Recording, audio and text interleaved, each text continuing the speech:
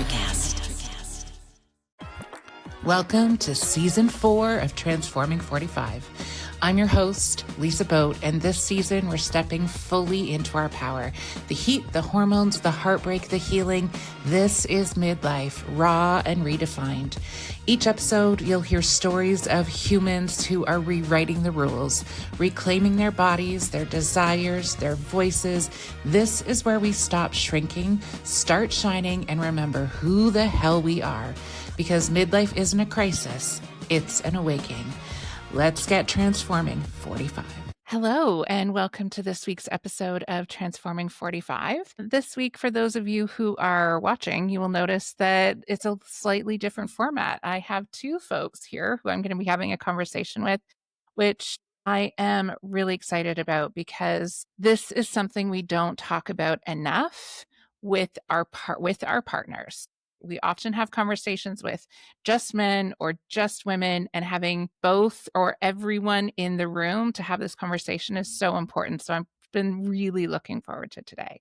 So my guests are Deb and Brian, the co-founders of Pleasure Pods, a Canadian intimate wellness brand that's shaking up the world of personal lubrication with a solid 100% plant-based water-free formula. Deb's own sensitivity to conventional products, along with her journey through menopause, sparked the creation of this luxurious, worry-free alternative that actually nourishes and protects. Together with Brian, she's on a mission to empower women to break down taboos around sexual health and spark more open, confident conversations about pleasure. Deb and Brian, welcome to the show. I really am so glad that you're here today. Thank you. We are thrilled to be here, Lisa. Thank you so much for having us and allowing Brian, because I'm with you. This conversation is really important. And I'm seeing a little bit more of this happening with some of the key influencers that are starting to speak about it with their partners online as well. So this is great timing. Yeah, absolutely. I just actually saw Tamsin Fidel yesterday posted about men and menopause, and it's something that I've been sliding into as well, because it's just something that keeps bubbling to the surface, right? We don't go through this transition in a vacuum or in isolation. It impacts the people in the world around us. And so inviting everyone to this conversation is so important. And I'm so glad we've gotten to this space. Mm-hmm. Yeah, absolutely. All right. So we are going to start at the beginning, and I'm going to ask both Deb and Brian this question. And I'm going to start with Deb. So Deb, who are you and how did life introduce you to this version? That's a great question. So Deborah Porteous, and I am a person that has been in the sales field for a very long time in different type of fields and industries. And when I met Brian went on a big adventure and decided to move to Cambodia. I'm like, I'm up for an adventure. So off we went, and then we returned, and then the pandemic hit us, and things were just sort of changing for Brian and I, because the industries we were in before, we weren't thrilled about. But what we noticed is that when Brian and I met each other I was 53, and of course I was in full-blown menopause. And we were very challenged as my body was changing, and I was seeing the dryness happening, thinning walls, UTIs, those were the sexual things that I was going through, painful sex. But when I met Brian, he kind of opened up my world sexually. And I briefly talk about is that I never had an orgasm before in my life until I met Brian. So with that, it was a whole new world, and I wanted to really explore, and I wanted to keep it going, right? I mean, 53, I'd never had an orgasm before. So it was really important for me. And the more I do my research today, they say that women over 50 have their best sex ever in that time frame. And it's true. For me, it was definitely true. So when I went to the market to try and find lubricants, and we got to keep in mind, this is like 8 years ago, okay? Almost 10 years ago. So what is happening today in the market regarding lubricants has come further than it did back then. And we went to adult stores, we went to pharmacies, we went online, And we tried the water-based, the silicones, the aloe vera ones, and so forth, but nothing was providing the care that I needed for my vagina, for my insides, for my outsides without worry that was, causing me worry, that was causing stickiness, that was causing irritation, that was causing burning. And because most of those lubricants were based on people in their 20s, in their 30s, and even in their 40s. They're not thinking about women because let's be real here. Midlife, we are just finally talking about women in midlife and what's going on with the Mhm. menopause and so forth. We weren't doing that. So why would there be a product? So that's when Brian and I sat and talked about it because we use coconut oil for over 4 years. It was natural, which is what I needed. And that's what we had to resort to. But I got to be honest with you, as you start to age, you have to use so much more of that lubricant, coconut oil, and it is messy and it stains our sheets and it couldn't relax. It just couldn't relax. I was like, we can't get it on our sheets. We can't do this. It's everywhere. I don't want to feel like that. Yeah. So I said to Brian, we need to create something. Like, this is crazy. So that's when we went to work, and that's where our journey started to where we are today. So that's a little bit of story about myself and sort of where our journey is and how I got here today with this fabulous product, Pleasure Pods. Yeah. Thank you for sharing that story. It's so important. There's so many bits that I want to touch on, but I Yep. also want to make sure we bring Brian into the Yeah. conversation. But I do want to say, so you very generously sent me some product. And one of my girlfriends was here and I was like, hey, do you want some lube? As we do. And she was like, well, my partner and I've been using coconut oil, but it's messy. I was like, yeah, right. Exactly. I said, that's part of the story. So here, take this. So Yeah. it was just yesterday. So I Okay. haven't heard back yet, but I'm sure it Yep. will be, it will be good. It will be good reviews. Absolutely. And Brian, tell us, who are you and how did life introduce you to this version? So, it started out as Deb's like life partner. And then, it was interesting because we went through this together and we had the conversations together, which just allowed us to approach it in a way that was like this is our problem. Like I say often, this was our menopausal journey. And, it's interesting how women react to me saying that. And it's like, yeah, my partner, my husband, he doesn't look at it that way. And I'm like, well, there needs to be better communication because across the board, it seems like men are not taking the responsibility to be involved in their female partner's menopausal changes. And if you're not involved, you're never going to find a solution. We've had literally hundreds of conversations now with couples in, Mhm. the Mhm. over 40, age group. And it's so common that there's a separating, like people get to the point where their physical interaction and closeness, and I call that the glue that, in a relationship, when it starts to wane, you see changes in the relationship. And they may not be intentional, but there's resentment, there's a number of things. So, this is kind of what we've learned. And we approached it from the beginning that we were going to have to solve this together. And we had no idea what we were doing at the beginning, but a lot of research kind of over a couple of years and working with the team of scientists that we work with, we were able to finally figure out. And at the very beginning, we had made a list, because we'd used water-based, we'd used silicones, we'd used the hybrids and the aloes. And like Deb said, we ended up using coconut oil. So we made a long list of every single thing we wanted from our, magical idea that we were Yeah. going to solve it, and we just got to work. And interestingly, there was only one thing that we were not able to accomplish on our list, which is we were hoping we could be the first plant-based lubricant that would be condom compatible, and we came so close in the testing. We spent a lot of money on testing, and the way they do it is there's two components. We pass that we don't deteriorate the latex, but then the second one was an air burst to kind of simulate an ejaculation. Right. And we didn't pass that one, and they don't average. And so we're, technically, and we just have to say we're not compatible with condoms. That was the only thing on our list. There was no mess, no running, no stickiness, no itching, no burning, even things like the packaging. We figured out a way. We use about 98% less packaging than a liquid alternative, so that's just straight reduction in plastic use. Yeah, absolutely. I will say that was one of the things I really appreciated about your product when I received it, was how little packaging there was and how much thought I could see went into that process. Yeah. Oh, And yeah. I think the misconception in a lot of cases, because our product being so small, right? People are like, do I put, because we say to a lot of women, you can put that up there, right? Yeah. It's totally safe. It's totally okay. And, when they get the product, they're like going, do I stick all of that up there? And I'm like, no, no, no.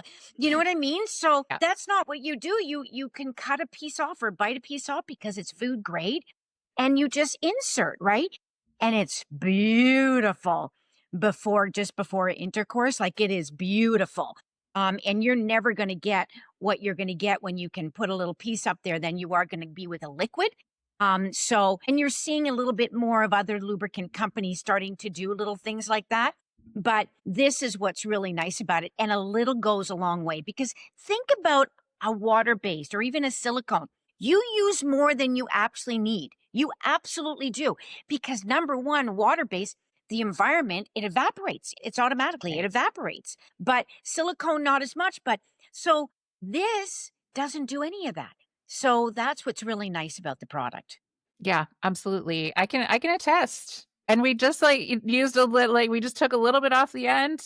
Yeah. And and it will be have many more uses out of it, Yeah, I am sure. yeah. And And what's nice is that it melts at body temperature, right? Yeah. So when you get it, you put it in there. And a lot of people say to me, do I just put it down there, like rub it? I'm like, yeah, or you can just put it in your hands. It really melts beautifully. Yeah. And then rub it down there. You know what I mean? Or rub it on your toy, or just rub it on the adult toy. It's like anything new. You have to play around with it and, see what's best for you. Yeah. Yes. But endless options, really. Yes. Isn't it Can so add to funny, right? the Because to the play, which is important. So to roll back a little bit, it's so Brian, I really like the way you approached it as this is our problem. yes. Because when we don't approach it that way, there's so much isolation that happens for both people, right? Debbie and I have talked about this a little bit, but I just started a survey to collect some narrative around men's thoughts around menopause, perimenopause. And even though I have about 30 responses so far, but the theme is very clear that men really just don't know what's going on. And there's a thread of worry running through it, of this, like, is she okay? Like, what is this the way it's going to be for the rest of our lives? And at the same time, this fear of approaching it or talking about it because they don't want to say the wrong thing and make it worse. Yeah. And so there's this isolation that's happening with both partners, Yes. right? So we're feeling alone and afraid in our own bodies of what's happening and shifting and changing. And maybe we don't have a community to talk about it. Yes, this conversation is coming forward more. But I also am always reminded, right? When you live in perimenopause, menopause world, you feel like, oh, everybody's talking about it all the time. But you take one step outside of this world, and that's not the case. Not the case.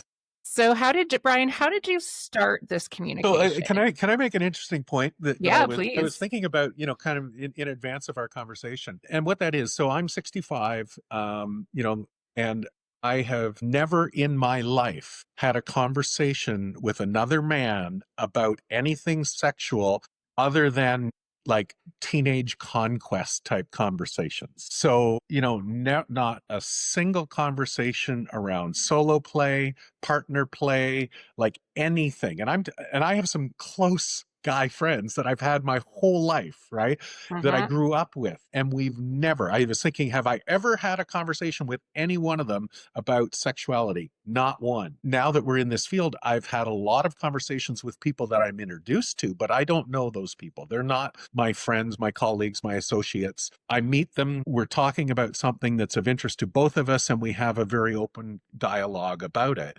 But I think when you look at it and you think, men don't even talk to other men about their sexuality and their challenges. And you know, another topic that is very real for couples our age, yes, the women are going through menopause and the men are going through prostate issues. Yes. Like, one of my good friends is my urologist, and it's so funny. He's been a urologist the whole probably 40 years I've known him.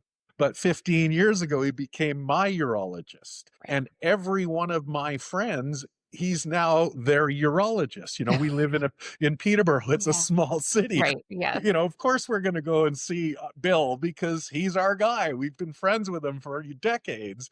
And it's like, you know, I talk to him and it's like, yeah, men don't talk about this. It's like no knowledge across the board about their own sexual health.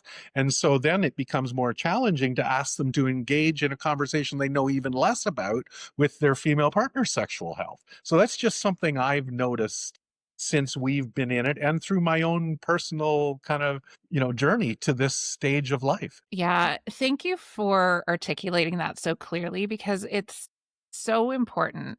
And it's, you know, it's something that we're talking about at all ages, I think, of the spectrum at this point around male friendships and how they make those connections because we're seeing it in young men, right? In the disconnect that is happening from each other, how that's impacting their relationships with potential romantic partners. Like, so it's so complicated. And I feel like part of it is we we have such different expectations for boys and girls, right? And that we see those themes, how they continue and have harmful impacts throughout the life cycle. So I am a mom of two boys who are 19, almost 19 and 20, and most of their close friends are girls Interesting. because we have given our boys the language for how to talk about how they're feeling, how to engage in sort of deeper conversation. And so where they find that tends to be with girls. So Brian, I'm interested, and Deb, if you have insight too, into how do you have thoughts around how to start facilitating that for our younger men, but also at this stage now, when you've maybe never had that kind of conversation, how do we start making those connections and having those conversations that can feel uncomfortable at first, but are so important? Are you talking about of an age group similar to your sons? Or, So, well, or both, more right? the, Like when they're younger, but also at this stage, right? So it's 65. I think about my own husband. I know he has not had these conversations with his male friends for sure. Yeah. I think I'd be hard pressed to think of any male in my world who would be like, oh yeah, he's on it. They're talking about it all the time. yeah. So how do we, maybe let's start with that age group. How do we support If I, if that? I can come in here on that, Yeah. because I just want to share, because Brian has two daughters, and his daughter now has a little granddaughter. Okay, but you know, I'm going to share a little thing, and then I'm going to get Brian to project into a little bit more. His daughter, who has our granddaughter, is in a relationship, of course, and now she's going to have a second baby. And one thing that we're trying to teach them, to teach our granddaughter's 5.5. We had this conversation, is that we want it to be okay for our granddaughter to call what is correct, which is her vulva and Yes. her vagina. Okay. It's not private. It's not coochie. It's not that. Let's call it what it is. So we did that with her. But then she went home and her mummy and her mummy's boyfriend, Cole, said, no, no, no, we call it our private spots. And I'm like going, okay, no, no, no. So when they came over, we It's sat just the with our granddaughter at the same time and said, listen, guys, And I looked at his daughter and I said, "You have been shamed. You remember it." She goes, "Oh, yeah, I was shamed too." And I said, "So let's stop this. Let's stop it now. Both of you need to stop it now with your daughter. You know what I mean? Your stepdaughter. It has to stop. Right? Let's call it what it is and let's not be shameful about it. Right? So they went, "You're right. We need to stop doing that." But see, they came from shame too. So We all this have. exactly. So this is where we're saying enough is enough. And with last month being Save Regina Month, right? And it being a fabulous campaign that Sandra started from Evo Femme, it was such a great opportunity to have this conversation, with our granddaughter again and with her parents, right? So that's kind of an impact that we're having, and we're trying to make that change as we talk to more people in our age group, to talk to their kids, to talk to their grandchildren, and so forth. So I can share a little bit on that, and I'll let Brian talk a little bit further from his perspective from males. Yeah, thank you. Yeah. So I think, to go back to the point we were talking about of the conversations between men, I can say my age, but there's a lot younger men, we're talking men over 40, because it's their partners who are being affected by perimenopause, menopause, postmenopause. So it's probably an age group of about from 40 to 70. Men are still very active if they have a partner to be with. And if they're not, they're probably still active solo wise. And so sexuality doesn't end at a certain age. That's just not how it works. But I would think that this is just my own personal observation, is that it's more likely, like for me, I've gone my whole life and never had a conversation with a male friend about sexuality. So that's not likely, that's not the the green light.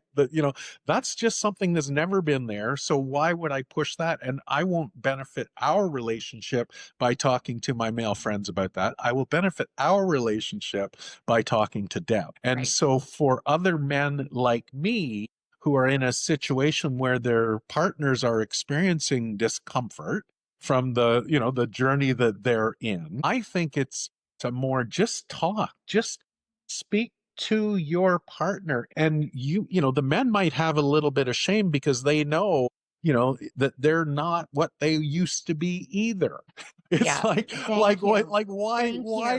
Cialis and like all of the ED medications just like a multi-billion-dollar industry? Because men age too. Right. But by taking that pill, they don't need to talk about that aging, right? It's and so I just look at it as how to start the conversation. Well, we've both aged and we've both changed. And is there a way we can come together and experiment? And look, we're not saying that pleasure pods are going to be everybody's solution, at all. That's not a tool. It's one tool, right? It's one tool. Yeah. It's a tool. We designed it to eliminate friction between skin, and it does that better than what we think, better than any other product that we've tried in the market. And it's but it's not going to solve your communication issue. It's not going to solve your. But I think also what's nice about pleasure pods, which I hear from several other people, is that when women are going through these stages, what you did sexually, position wise, whatever that might look like, is so different when you get into your 50s. It is so different. Because of the men and what they're going through themselves, right? And then because of the women, the painfulness, the dryness, the thinning walls, the UTIs. So all of that with our product, it actually slows you down. There's thing about quickies, right? Not so much when you get in your 50s, right? It is not so much when you get into and I'm not saying that's for everybody. You know what? I'm not saying that, but it's just not as frequent as when you're in your 20s and 30s, right? So the positions you're doing together, I mean, some of them are like, "Oh, my leg's hurting this time." It's like, "Oh, honey, I can't feel it. It's only been 5 minutes." God, you remember when I could do it for 30 minutes, right? So it's just not the same. So we were at our first U.S. trade show 3 weeks ago in Nashville, and this was pharmacy and adult toy store buyers mainly. So this is a very educated market. It was a trade show, not a consumer show. And So the dialogue, the conversations you're having are with professional buyers. It's so open. And quite frankly, in the US, I would say if Canada's here on the conversation, the US is here. Yeah. We were shocked. Like it was so open. Just let's talk about this. Let's not hide the words or skirt around what we want to say. Let's just talk. So, the couple of the conversations that I had with women, and these were all women, these were probably all over 50 years old. And they just so immediately related to what I was saying, which was basically, when you're in your 20s, a water-based product is probably more than going to look after if you have any, dryness issues, because it's not very advanced. And then you get into your 30s, you might move into silicones, and then you kind of escalate up. I said, but there's a point around 40 where the traditional products don't work anymore. And so I said, what we've created is like an industrial solution. And it was like the women would just like, they thought that was hilarious. They so understood that goes so beyond what those other things are capable of providing in terms of lubrication. And it's all just because of the ingredients. I mean, Yeah. that was the secret. And we don't take credit for the magic. It's our formulator and the ingredients themselves. Yeah. They have all the properties that people want. We just figured out how to put it all together and turn it into a solid. So Yeah. And that's so important because we know so much more now than when we were younger about the impacts of what we put in our bodies. Yeah. And so for me specifically, that was a really big element of why I thought your product was so great. It's because you're not putting all of this foreign garbage into your vulva and vagina, which is so sensitive to begin with, and then even more so at this stage of life. So that thoughtfulness into being really considered about safe ingredients that are good for the skin, and good for our entire body is so important. Yeah. Yeah. And that was really important because I have a lot of sensitivities, like I mean high sensitivities. So in most cases, I'm going to say at least 70% of people that have sensitivities can use our product. There might be people even a bit higher than me sensitivity wise, that 30% that may like maybe have a mango allergy or may have a really severe nut allergy, or you know what I mean? They would be a little bit more mindful, right? Majority, I'd say at least 75% with sensitivities can use this product, right? So that was really important to Brian and I, that we could take that away for women. And the biggest thing, because for me, I don't want to have worry when I'm having my playtime. I don't want to be Yeah. worrying. I worry every flippin' day. I do not want to worry when I'm having my playtime, right? So that was really important to me, that I had a product that I didn't have to worry about. So, and this is one that you're not going to get all that running like you do with a liquid, and it's going in areas you just don't want it. You know what I mean? So Yeah. you're not Yeah. wasting. That's waste, right? And it actually, what I love about it is that you can cut a piece off and you can insert it, right? And what I love is Brian inserts it for me just before. You know what I mean? It's great. It's playing together still, right? And so it's water play, because if you take this product and you put it in a glass of water, it floats. There's no interaction with water. So guess what? Great with water play, right? You can melt it in your hands and put it on that way. Or you can put it in a microwave, in a microwavable dish, and it now becomes a beautiful warm liquid. So you got so much versatility. It is unbelievable. But people still to this day can't figure it out. And I get it, because they're so used to a liquid. Right. They can't get their heads wrapped around it. And we know we've got our work ahead cut out for us. That's why on our website we have how to use it, right? Yeah. And we get these kind of conversations with you to talk about a little bit more, because we are a disruptor in the personal lubricant industry, but we're disrupting and we're providing some care for women going through midlife. And that is what we're really, really important about. But I want to make this clear. We've developed this for women in midlife, but it is for everybody and anybody to use. I just talked to a good gay friend of mine. He loves it for masturbation.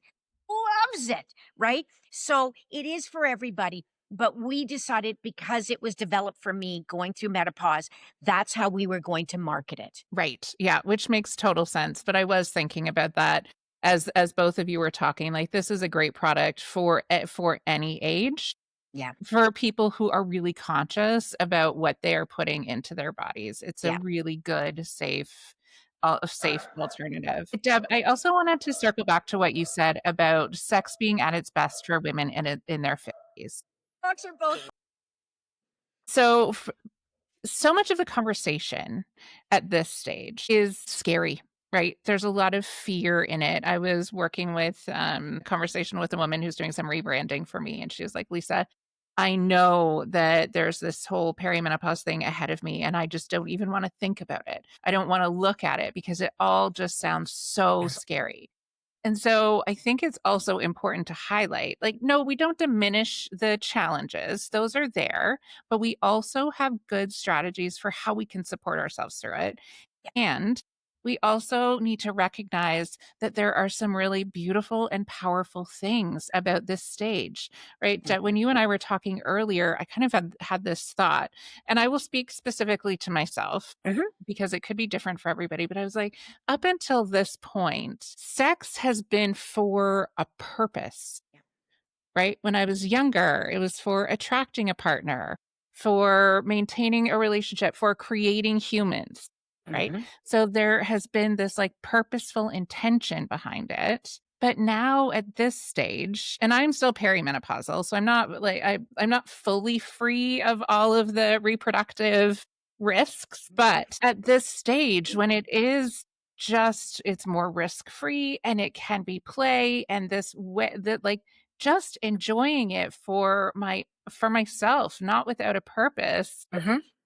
is really powerful. So I'd love to hear a little bit more about your perspective on that. Yeah, for me, honestly, and I want to relate to because I know, and I've talked to so many women, and when you start experiencing the pain, right? Mhm.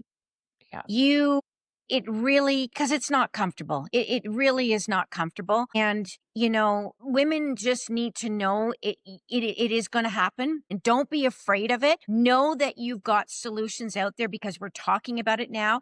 And I will be the first one to admit that until I started estrogen cream for Yeah. vaginal, it changed everything. The pain went away. There is solutions out there. Okay. And if you can't use estrogen, there's other solutions out there. And there's going to be more solutions coming out as this whole industry of menopause is starting to grow. Taking that pain away has brought back joy for me. But what I'm challenged with, especially, and I want to share this because I want to share what my challenges were so that we can take a little bit of this fear away and know that there are solutions, is that I've lost my libido, but I'm going to be really upfront with you. I don't think I ever had a libido. So, because I think I always had a very, very low libido because I never really craved it. I never really had a desire for it. I knew it was sort of be fun. It brings your partner, you bring to come together. You have this closeness. But I also believe back then, as we talked about it, that's why you had intimacy, is to have a human to bring together, to have this connection. But as you've been in a relationship for 10, 20, 30, even 40 years, it's just very different. And they're experiencing the pain, they're experiencing this different thing, but the communication to me is intimacy. It's intimacy is very, very different. And it doesn't have to be, the penis into the vagina. It doesn't have to be that way anymore. You need to find other ways of connection. And one thing that I really discovered when I met Brian is that, and I keep telling women, if it's painful and you don't want to do estrogen, you can get your orgasms through your clitoris. Yeah. That's where you get your orgasms from. Do you know what I mean? And I've Mhm. talked to women that are like, well, how do I do that? And I said, because men don't even know that. Brian was the one that finally taught me that. And I'd never been in any marriages, so I wasn't in long-term relationship. I had been in several relationships with several men. One other one was almost 10 years. They didn't even know that. Yeah.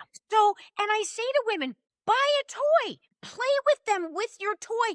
You make it a fun thing for the two of you and you enjoy that with your toy. Try different ones. You know what I mean? You go out for dinner, you go to a movie, buy a toy, entertain yourselves, have Yeah. some fun. Look at it in a different way. You have to look at it in a different way. I will be upfront with you. Brian and I have lots of toys and we try lots of different things because we've had it before. We've done things, but we want to try something new. And we know now that our bodies are not the same. So we have to come up with different things to have fun, to create that orgasm for us and to bring that joy. And does it have to be an orgasm every time? Absolutely not. It's that connection, whatever that intimacy might look like, because it's not going to be the same of what we did again in our 20s and our 30s and even our 40s. So, and I think that we all need to give ourselves a little break here. And that's where the communication is probably even stronger. You know what I mean? You got to be able to have that conversation with your partner because your body's changing, his body's changing, right? Yes. So you need to have that uncomfortable conversation because I'm going to tell you, if you don't, and Lisa, you and I have talked about this, the divorce rates are caused by a lot of this not communicating and not sharing and not and being don't be ashamed don't be ashamed. You're not the only one going through this. We're all going through this. You know what I Yeah. mean? You're not alone. And I've talked to a girlfriend who was embarrassed to talk to me about this in front of her husband. And I wasn't. She's just like, Deb, you opened up my eyes and I didn't know I could talk about this. I didn't know this is what happened. I'm like, yes, talk to your husband about this. It's Yeah. okay. Can I just Absolutely. add something that I Yeah. think that, and this is just to help women understand. So let's say a couple that have been together 30 years. In their 20s, they were both very confident sexually. In their 30s, they were confident sexually. Now they're in their, let's say, mid 50s. Neither one of them is confident anymore. Now the women are looking at it and thinking, I'm not confident. Like you said, your friend who is fearful of what's to come. That's going to affect her confidence in an intimate situation. But I can guarantee you her partner isn't feeling the confidence that he once felt either. So you have two people that are not feeling fully confident trying to bring it back to when they were and have it all work. It doesn't work that way. It Yeah. requires more communication. It requires, and talking about stuff that you might have felt embarrassed about before, but just look at it as humorous now. It's just the reality. We are all aging. And Yeah. so things change, but I think that's just important that neither party's coming to the bed feeling the same confidence they did 2 decades ago. Yeah, I think that's a really important point. There's two things there. One is that we're not trying to recreate what was. And I think that really actually is the goal for a lot of people, that they have that like, oh, well, at one point it was this and it was really great. And how do we get back to that? Yes. And the mind shift really needs to be, we're in a totally different stage now. And what can we do to connect and have it be have its own life and its own like sacredness and beauty at this stage, which will be totally different from how it was before. Yeah. And what's interesting is when I've talked to several women and they really wanted to buy a toy, but they were afraid to bring it home because they were afraid that their husband would take that as an insult, that he was being replaced with the toy. And I want to make this so clear. That is not it. This toy is for both of you to play together. No one's being replaced at all. Right. And it's because I was thinking, well, like it doesn't, your penis doesn't work as well, so we need the toy. And they're like, they get insulted. And it's nothing to do with that. And people need to stop taking this personally. It is what it is. And you really need to open this up. And even if you see a podcast like this, or you hear of another show that might be talking about it, listen to it with your partner. That will help open that conversation. It might be a book that maybe you're reading and you're like, do you mind if I share this chapter with you? Because it's really interesting and I'd like to have the conversation with you. Like anything to open up this conversation to make it start feeling comfortable. Absolutely. And that's it's an important point also around choosing when you talk about it. Yeah. Right. So from a neurological perspective, we don't want to have this conversation when we are red brain, right? So when we are heightened, when cortisol is flowing. So this is not a conversation for in the moment. It is probably not a conversation for just after. This is a conversation that you really need to be considered and thoughtful about and approach it from the perspective of like, hey, So I've noticed that these things are changing for us. Let's have a conversation about it at a time when both of us are not exhausted from work, not feeling, not feeling overly sensitive or however, there's so many things, but actually set a time and say, this is a time that works for both of us. Let's sit down and have this conversation at this time when both of us are in a good place to be able to approach this in a way that brings us together rather than pushing us further apart. Yes. Very good point, Lisa. Great point. And I will tell you that for Brian and I, after we've had our playtime, we will lay there. We're both very happy. We're in a really good place, right? And I will look at Brian and he will look at me and go, did you enjoy that? You know what I mean? And we have that conversation, right? Is there something I could have changed or you could have changed, right? Because we have to. You know what I mean? Because we're there to satisfy one another or satisfy ourselves individually with that person beside us. And we need to communicate about that. And that to me is a beautiful time because you're both in a really good place. And always I say to people, just come from the I. Don't go to the you, go with the I, right? No one can get offended when you're talking about yourself and how you feel and so forth, and not ever pointing a finger. It needs to come from softness and it needs to come from love and kindness because it does, as you said, it goes a lot further. Yeah, absolutely. It's so important. And one last thing I just wanted to circle back to as we wrap up this conversation, because you sort of talked about estrogen cream and pleasure pods. So I Yes. just want to make sure people know it's not one or the other. No. So vaginal estrogen is critical, right? It is so important for the health of our vaginal tissue, which we Yeah. want to keep healthy and strong and flexible and juicy, right? That's really what leads to long-term quality of life. So we're not dying from sepsis from a UTI. So we're not experiencing prolapse. So and it does, it does help with the pain in sex because the vaginal estrogen cream is actually delivering estrogen to the tissue that needs it, right? So that's the underlying cause. And we still need a lubricant like pleasure pods, right?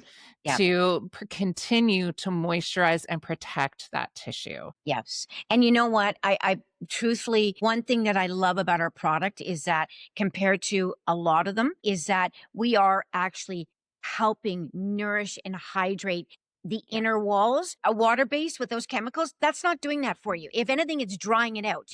Silicone does help a little bit more, but it's still not to the point where our butters will really make that difference, right? And we are really proud of our product and what it's been able to do for women. We have people come to our show and just when we are in shows and tell us that you've changed our lives. Like this has changed my world, and it's changed my world for the better, right? And it brings so much pride to Brian and I. And because when we started this company, it really wasn't with any intention that we just other than we really believed in this product and we believed that it was needed in the world, especially for women in midlife, and just overall. I think about the chemicals that are put into our bodies from this lubricant, and I'm just going to share a little something with you Yes. that I think you'll find very interesting. Just one of the things I just wanted to add to is most lubricants are water based. So as soon as you take a water base, you have to deal with three things. So you have to deal with the growth of bacteria, mold, and yeast. Right. Number one. So the first thing water-based lube manufacturers have to do is figure out which of the approved chemicals they're going to add to deal with the slowing down of bacteria, mold, and yeast growth. That's why it has an expiry date, because past a certain time, those chemicals lose their ability to control it and it will expire. You will get the growth of bacteria, mold, or yeast, or all three. That's the first thing you have to deal with water-based. The second thing you have to do is those chemicals just threw off the pH. And so now, and pH is so important for vaginal tissue. Now you've got to add more chemicals to rebalance that now mixture of stuff. Now it's water with stuff. And most companies do that. They add more chemicals to bring the things back in balance. And then the third thing, which is not talked about often, but I think it's coming into the conversation, is osmolality. That is a measure of the level of ingredients in the water. And just like with pH that's off, as you put more stuff in the water, the osmolality increases, and that affects both vaginal and anal tissue negatively. Right. So the whole thing is around the problem with the base. And I forgot, you have to add more chemicals to make that water slippery and not evaporate as quickly. And so the whole issue is water. And so there's the story of water-based lubes. And then you move to silicones, none of those problems exist, but it is a chemical. Right. Straight It's up. a chemical. It's a chemical. It's a chemical. Yes. And if you go on to any app like the UCUT app, the YUKA app, and if you scan the silicones, it's like it says it's bad, right? It's got a main product in there that it's bad, right? Yeah. So there's not a lot of great things, but this Guess is what just, this is? This is okay. Yeah, right. It's slimy, right? Yeah. So this is actually taken from a water-based lubricant. We put it into a bowl and we let the water evaporate, and this is what was left. This. And we Wow. never say what brand it is. No. 'cause we're not- Yeah. No, But no. I can tell you, this is a top-selling natural water-based lubricant. Yeah, and That's their claim to fame. That's what's left in it. after it evaporates, right? So we're not trying to put any other brand down. It's not that at all. But we want people just to be aware, because I know I wasn't when I started in, looking at lubes and using lubes. It was just like, well, they must be safe. They're out in the shelf. And it's like I wasn't putting in some thought. And I got to be honest with you, lubricants were developed mainly for men on the outside. Do you know what I mean? Oh, Not totally. so much, right? So, Yes. and on one last note, one of my girlfriends said she went to see her gynecologist, and her gynecologist turned to her and said, because she's telling about her product, she goes, "Dear, just use Vaseline." So people ask me, why aren't you working with doctors to get this product in? I said, well, let me give you an example. Can you go to your doctor and get HRT, hormone replacement therapy? No. Then why would I go to my doctor, and especially gynecologist, telling her to use Vaseline? You know what I Yeah. mean? Like, Vaseline, yes, was done way back then. It doesn't mean it was right. No, it was just all there was at the time. But let's not put petroleum directly into our bodies, shall we? Exactly. So, yeah. Yeah. Thank you both so much for your time, your candor, your wisdom, modeling how to have these conversations in a way that just feels completely normal is so important to opening up this space and welcoming people into it, Yeah. because this work is so important. Thank you so much. And all of the information that you need for Pleasure Pods, where to buy them, will be in the show notes. So make sure you check that out. Yeah. Thank you, Lisa. It was a real treat, and we really appreciate this opportunity. Thanks for spreading the word. Thank you for hanging out with me on Transforming 45. If you laughed, nodded, or had an oh wow moment, hit follow and share it with your favorite midlife human. Find me on Instagram at @LBoat and keep those transformations coming. Electric acid.